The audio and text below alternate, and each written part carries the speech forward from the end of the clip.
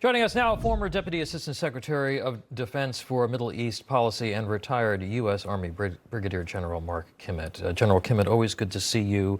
Talk to us here about these individuals and the policy as you understand it. And I always like to remind people that the cartels, their personnel and their activities kill more Americans in this country than our losses in Vietnam and Korea combined every single year. Well, Tom, as you know, we both served in Iraq together. And in fact, they kill 5x the number of troops that were ever killed in Iraq in a year. Look, I think there's something that has come up that to me will make a difference.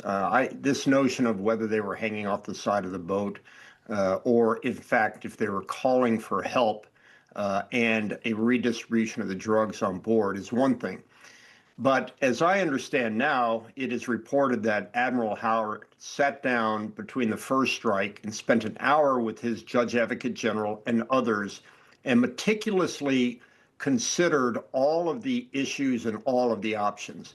That's not a double tap. Right. That's a methodical, systematic review of the information and the intelligence and the post-strike assessment.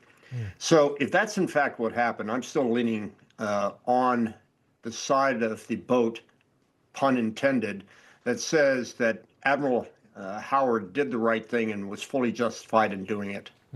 General Kimmett, if that is the case, what you're suggesting here, then will this just be over as soon as it started, or do you think it will continue to be played out? If the it is the military operations, they will continue. If the it is the political firestorm, that's not going away anytime soon. This is too easy a political volleyball for both sides to be pushing around, and I don't think we have seen the end of this. And this notion of a new War Powers Act on top of the current War Powers Act, I have no idea what that's about. Last question for you, General. There's a lot of discussion about whether or not the video should be released to the public. Do you see any circumstances where that could be justified? Oh, I think if it can be declassified, I think that transparency is far more important than holding it back. I think the American people need to see it. You know that, Tom. That's how we operated with Abu Ghraib. There was no holding back of information.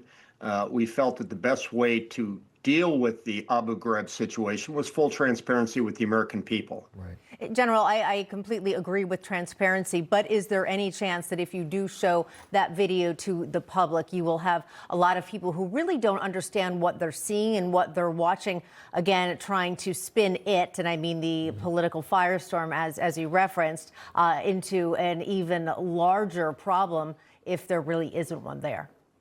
No, in fact, I think it will reduce it marginally, but it will still reduce it because, again, my view is that if you don't show it, people will make up in their own mind. There's a question about whether they were, quote, hanging off the side of the boat, or had they got on the boat and were radio for help. I think that actually seeing that, people will make up their mind, whether it goes from 100% to 80% and reduces it by 20%. I go for full transparency on this. And look, everybody will look through it with their bias glasses on, but at least the military will not be accused of any kind of cover-up. Exactly. People will see what really happened and then decide for yourself. All right. Excellent conversation. General Kimmett, thank you. Yeah, thank you.